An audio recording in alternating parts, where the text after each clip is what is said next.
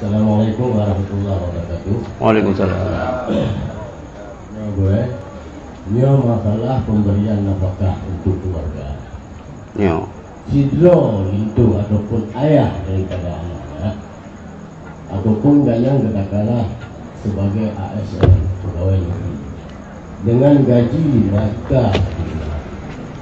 apakah dalam pemberian nafkah untuk keluarga ada batasan-batasannya, ataupun memang 5 juta itu harus kita berikan kepada keluarga? Kalau menurut saya itu bagaimana? Jadi nafkah mio suami gaya ber saboh mon si urau, dan wajibnya nak keperah kepadu, nafkah saboh mon nyan kan saboh mon leboh kaleng belum su betal alung lagi an, si tinggal hari mio suami nyan kaya si urau saboh mon, domnan ber pu ber pu gan terserah putra yang nyan, anian wajib gubi le suami lauk bau, lauk bau gule macam-macam, anian le suami wajib gubi mesir seminggu 3 kamadat sia payah puo sia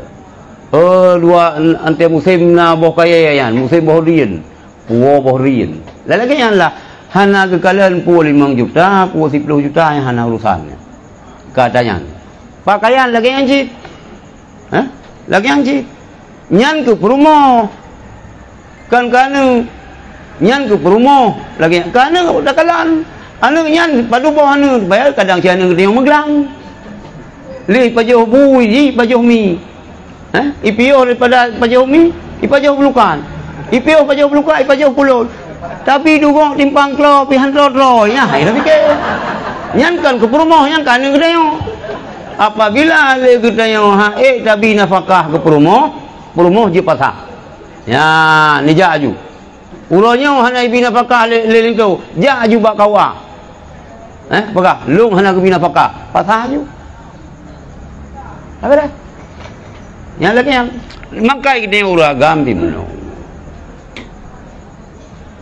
baik dia yang pipulih ro lem kawin tapi apa perumoh lu nyoba beras are ya nyan bau nyan bak pisang ngan beras darenya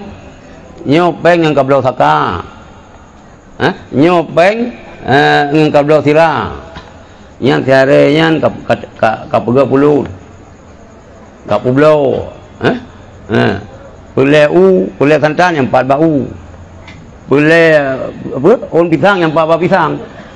nanti tiap puputo kum kiban ipegah halu hana kebina pakah beruh nak kujuk tiare nyan kan tak bina pakah yang kata juga kerja apa perumoh hana wajib kerja baik tambah lasan leo nyan kali long jauh yang beras tiare ipegak pulau ipublau tiare nyan igop nalaba 20,000 ium beras 5,000 salah jika hana payah blau nyan hangkuma nyan kan tak bina pakah ke perumoh nyan kata juga harga bak perumoh jadi kan bak jumlah peng kan bak jumlah peng tu masuk payah tablo oleh tu ke perumoh tu make up payah blo hanji blo ke perumoh ibu-ibu yang bertingan dia lekai aja blo mi friend baik gitu landoni kerondu mi wangi landoni kata dukun merajah yang pun dia boleh udah semprot bagi dia perumoh dengan landoni ya menang